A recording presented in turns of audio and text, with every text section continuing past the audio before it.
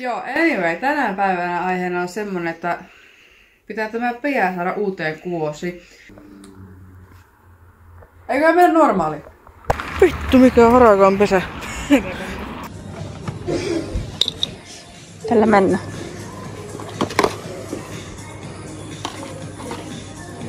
Tää ei oo hyvä.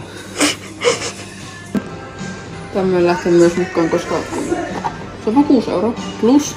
Lainan takana oleva tyyppi tykkää tässä hajuudessa hyvin paljon, niin aikainen joululahja. Sori, mä lähden. Nyt on se ostosten esittely. Tossa ilmaiseksi kassalla oli juusväri. Myslipatikka.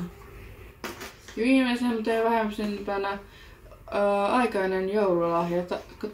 Kameran takana olevalla hyypiöllä. Vittu mä söstän kun mikäkin. Turpa kiinni sönkkö. Turpa kiinni sönkkö. Tämmöinen. Wow. Hyvä. Jee!